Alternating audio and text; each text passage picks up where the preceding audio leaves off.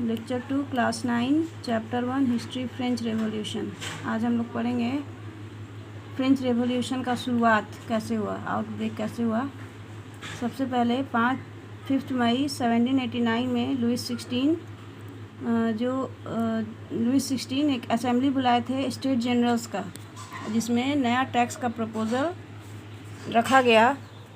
इसमें जो असेंबली में रिप्रेजेंटेटिव्स आए थे फर्स्ट स्टेट के, सेकंड स्टेट के और थर्ड स्टेट के, लेकिन फर्स्ट स्टेट और सेकंड स्टेट के लोग 300 थे हर स्टेट में। मतलब फर्स्ट स्टेट में और सेकंड स्टेट में 300 रिप्रेजेंटेटिव थे जो आगे के सीट पे अपोजिट रो में एक दूसरे के आमने सामने बैठे थे। लेकिन जो तीसरे स्टेट के जो मेंबर थे उनके साथ भेदभाव किया गया और उनको पीछे खड़ा होना पड़ा। इसमें थर्ड स्टेट में पीजेंट्स, आर्टिशंस, वोमेन, इन सब को आने का अनुमति नहीं था, लेकिन वो अपना जो कंप्लेन है या अपना जो प्रस्ताव है वो रिप्रेजेंटेटिव के द्वारा भेजे थे। राजा थे लुइस 16, वो इस थर्ड स्टेट के मेंबर के प्रपोज़ल को रिजेक्ट कर दिए। थर्ड स्टेट के मेंबर का प्रपोज़ल था कि वोटिंग जो है वो पूरे असेंबली को एक मानकर करवाया जाए। इसलिए जब राजा रिजेक्ट कर दिए तो जो थर्ड स्टेट के मेंबर थे वो गुस्से से असेंबली से बाहर निकल गए। नेशनल असेंबली जो गठित हुआ था वो थर्ड स्टेट के मेंबर के द्वारा हुआ था, जिसमें peasants, artisans, women, manufacturer, lawyer, ये सब थे। ये नेशनल असेंबली जो है वो 20 जून 1789 में बना था। इस 20 जून 1789 में थर्ड स्टेट के मेंबर जो थे वो वर्सेलिस शहर के इंडोर टेनिस कोर्ट में आके इकट्ठित हुए थे और वहाँ पे अपने आप को नेशनल असेंबली घोषित किए। वहाँ पे वो नया संविधान बनाए जिसके द्वारा फ्रांस के राजा के पावर्स को रोक लगाया जा सके।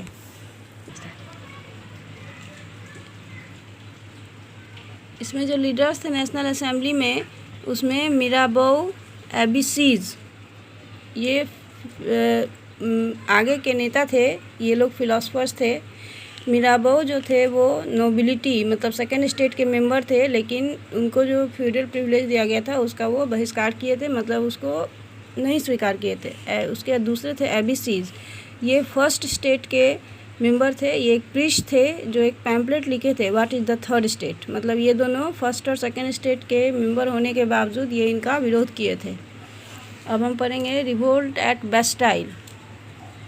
जब ख़राब मौसम के कारण, मतलब बहुत ज़्यादा ठंड के कारण जब फसल ख़राब हुआ तो जो अनाज ब्रेड का दाम है वो बढ़ गया और औरतों को बहुत देर तक लाइन में खड़ा रहना पड़ा ब्रेड के लिए, जिससे वो क्रोधित होकर उस दुकान को आग लगा दी। 14 जुलाई 1789 को गुस्से से भड़का हुआ भीड़ जो है वो बेस्टाइल को तबाह कर दिया। बेस्टाइल एक चिन्ह था, मतलब एक बिल्डिंग था जो राजा के शासन को दिखाता था। उसके बाद दूसरा कारण था एक र्यूमर, मतलब अफवाह फैला था हर गांव में कि जो ज़मींदार लोग हैं वो बहुत सारे डाकुओं को हायर किए हैं ताकि वो पके हुए अनाज को बर्बाद करें। ये अफवाह था, जिसके कारण जितना भी पीजेंट्स थे वो सारे चैट्यू मतलब चर्च को अटैक किए, हमला किए चर्च पर, और जो जमा किया हुआ अनाज था उसको लूट लिए और जो मैनुअल ड्यूज था उसको जला दिए। इससे जो नोबल्स थे वो दूसरे कंट्रीज़ में चले गए।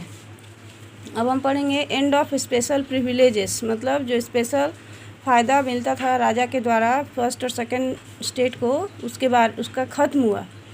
4 अगस्त 1789 में फ्रांस का सरकार एक लॉ पारित किया जिससे फ्यूडल सिस्टम जो है उस पर रोक लगा दिया गया और टैक्सेस पे भी रोक लगा दिया गया। इसमें इसका जो कारण था ये था कि जो रिवोल्ट हुआ था, जो विद्रोह हुआ था, वो बहुत शक्तिशाली था।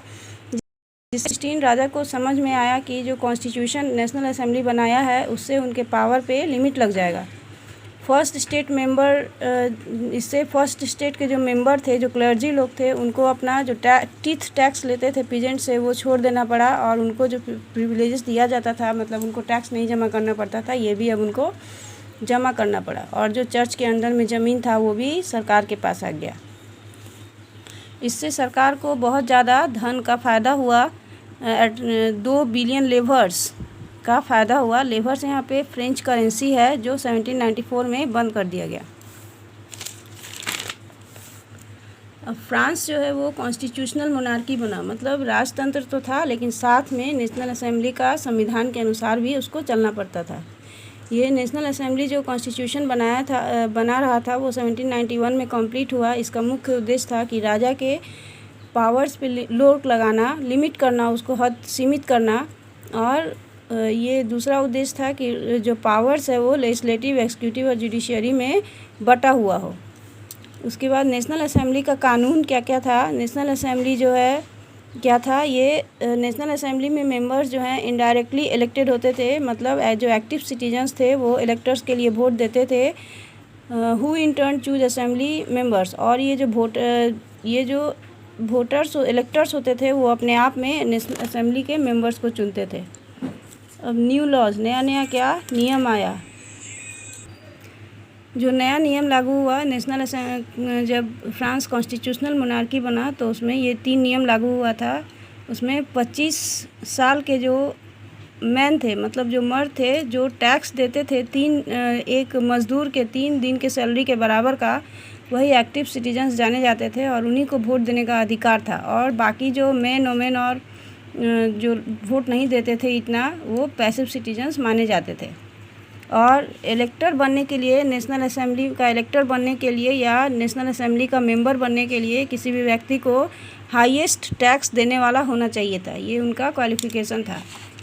कॉन्स्टिट्यूशन जो लिखा गया था नेशनल असेंबली के द्वारा, उसमें सबसे पहला जो पन्ना था वो declaration of rights of man and citizens था। इसमें राइट टू लाइफ था, फ्रीडम ऑफ स्पीच था, फ्रीडम ऑफ ओपिनियन था और इक्वालिटी बिफोर लॉ था। ये सब नेचुरल राइट्स था जिसको declaration of rights of man and citizen कहा गया फ्रांस का। अब कुछ क्वेश्चन है जो आपको करना है।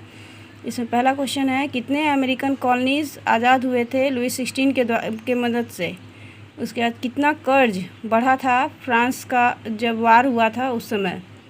उसके बाद डायरेक्ट टैक्स, थर्ड स्टेट का डायरेक्ट टैक्स को क्या कहा जाता है। नेशनल असेंबली कौन गठित किया था।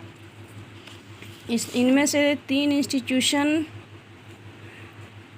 among which 3 institution powers were divided। 1791 में कौन से 3 इंस्टीट्यूशन के बीच पावर का बंटवारा हुआ था और कौन से राइट्स को डिक्लेयर किया गया था नेचुरल राइट्स के रूप में 1791 के कॉन्स्टिट्यूशन में।